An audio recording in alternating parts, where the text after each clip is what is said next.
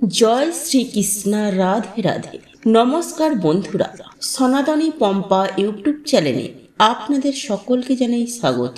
আমি আশা করি আপনারা সকলে ঈশ্বরের কৃপায় ভালো আছেন, সুস্থ আছেন। বন্ধুরা, আপনি যদি লাইফে কিছু জানতে চান বা শিখতে চান তাহলে চ্যানেলটি সাবস্ক্রাইব অবশ্যই করুন। বন্ধুরা, বুধবার দিন চুপচাপ আপনার মানিব্যাগে রাখুন এই একটি গাছের পাতা। এর ফলে আপনার কাছে যেমন প্রচুর অর্থ আসবে, ঠিক তেমনি আপনার জীবন থেকে দূর হবে দুঃখ, কষ্ট, জ্বালা, যন্ত্রণা। হ্যাঁ বন্ধুরা, আপনারা একেবারে ঠিকই শুনেছেন। আপনারা যদি এই গাছের পাতাটি আপনাদের মানিব্যাগের মধ্যে রেখে দিতে পারেন তাহলে আপনার মানিব্যাগ কখনোই খালি থাকবে না। কারণ এই উপায় বা ক্রিয়াটি করার ফলে যেখান থেকেই হোক না কেন অর্থ আপনাদের কাছে আসবেই আসবে। বন্ধুরা, আপনারা হয়তো অনেকেই কম বেশি জানেন যে হিন্দু সনাতন ধর্মে প্রত্যেকটা দিন প্রত্যেকটি দেব দেবীদের জন্য নির্ধারিত এবং একই সঙ্গে মনে করা হয় বুধবার দিনটি হলো ভগবান গণেশজির বার। আর এমন একটি পবিত্র দিনে আপনি যদি আপনার মানিব্যাগে বা পার্সে এই গাছের একটিমাত্র পাতা আপনি আপনার মানিব্যাগে রেখে দিতে পারেন তাহলে শাস্ত্রমতে মনে করা হয় আপনার আর্থিক উন্নতি হবে অবধারিত।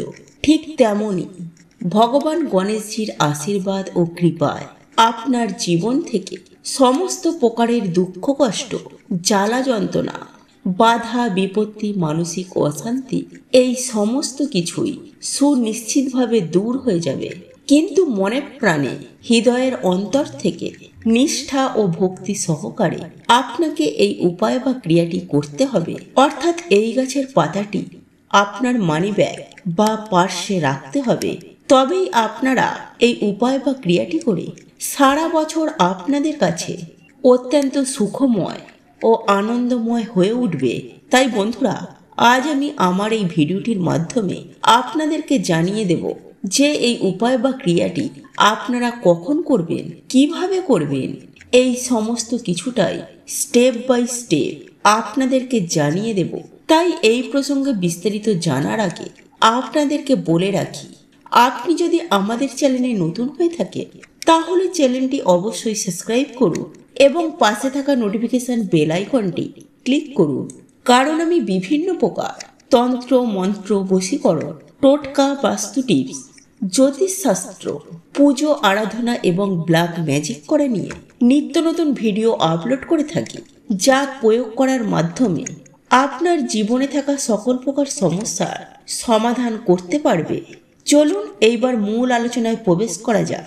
তবে মূল আলোচনায় প্রবেশ করার আগে ওং গাং গণেশায় নমঃ লিখে কমেন্ট অবশ্যই করবেন। বন্ধুরা, আজ আমি উপায় বা ক্রিয়াটি বিশেষ করে তাদের উদ্দেশ্যে আজ আমি করতে বলবো যারা কঠোর পরিশ্রম করছেন।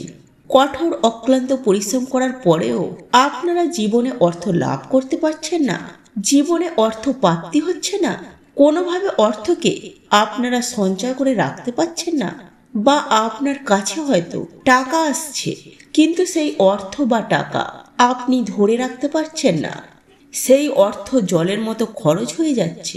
বন্ধুরা, সেই সকল ব্যক্তিরা বিশেষ করে এই উপায় বা ক্রিয়াটি অবশ্যই করবেন। এছাড়াও যাদের জীবনে সুখ শান্তির অভাব আছে, জীবনে দুঃখ কষ্ট লেগেই রয়েছে, তারাও এই উপায় বা ক্রিয়াটি অতি অবশ্যই করবেন। বন্ধুরা, আমি আপনাদেরকে কথা দিচ্ছি যে আপনারা যদি হৃদয়ের অন্তর থেকে নিষ্ঠা, ভক্তি ও আন্তরিকতার সঙ্গে যদি এই পাতাটি আপনার মানিব্যাগে চুপচাপ রেখে দিতে পারেন তাহলে স্বয়ং ভগবান সিদ্ধিদাতা গণেশজি আপনার সহায় হবে।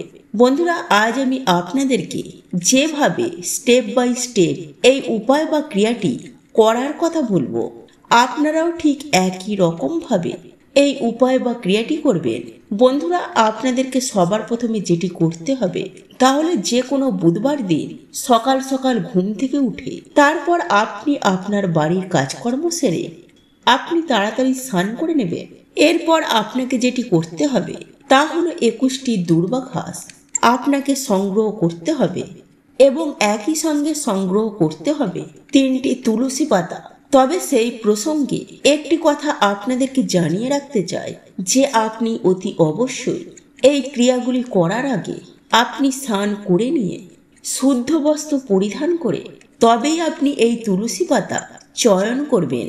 এবং আমি আপনাদেরকে আরও একটি বিষয় জানিয়ে রাখি যে এই তুলসী পাতা চয়ন করার ক্ষেত্রে সবার প্রথমে স্বয়ং ভগবান পরমেশ্বর শ্রীকৃষ্ণকে স্মরণ করে গাছটিকে নাড়িয়ে জয় শ্রী হরি জয় শ্রী হরি জয় শ্রী হরি এই মন্ত্রটি জপ করতে করতে তারপর 3টি তুলসী পাতা চয়ন করবেন।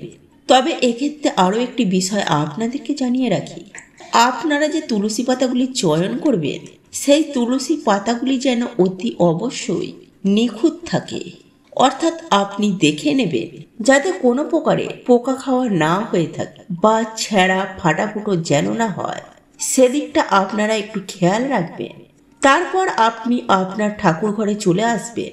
তারপর আপনি যেমন প্রতিদিনের ন্যায় বাড়িতে নিত্য পুজো আরাধনা করেন ঠিক তেমনই আপনি বাড়িতে নিত্য পুজো আরাধনা করবেন এবং ভগবান সিদ্ধিদাতা গণেশের হাতে 2টি তুলসী পাতা এবং আরও একটি তুলসী পাতা ভগবান গণেশজির বুকে রেখে দেবেন।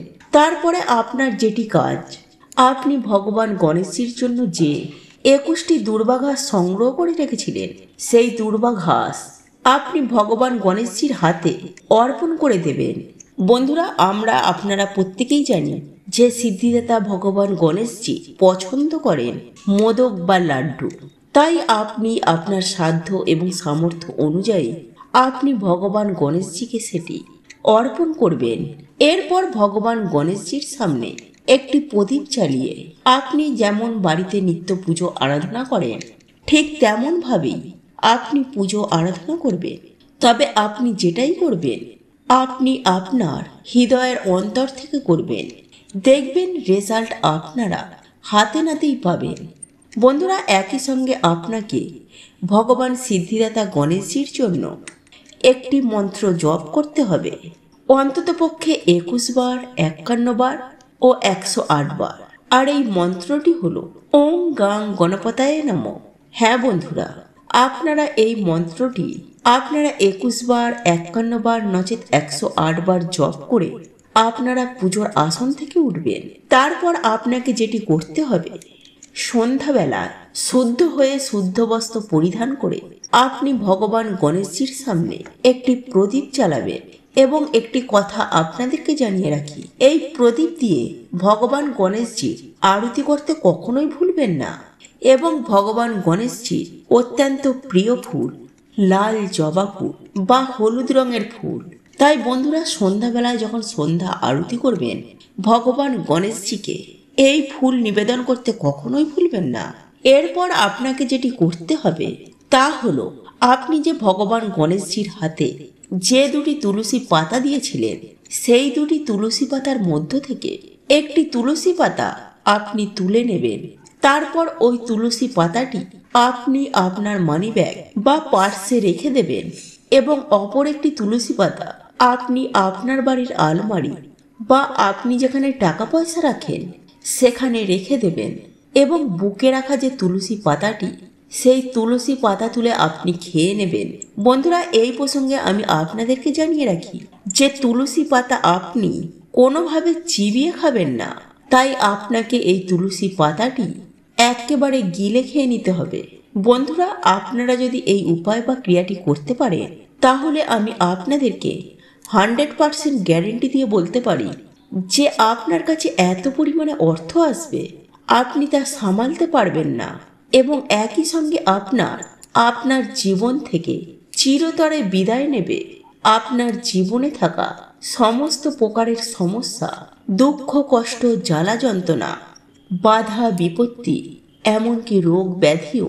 বন্ধুরা, আপনাদের এই ভিডিওটি যদি পছন্দ হয়ে থাকে তাহলে ভিডিওটি লাইক করুন, কমেন্ট করুন এবং বন্ধুদের সাথে শেয়ার অবশ্যই করুন।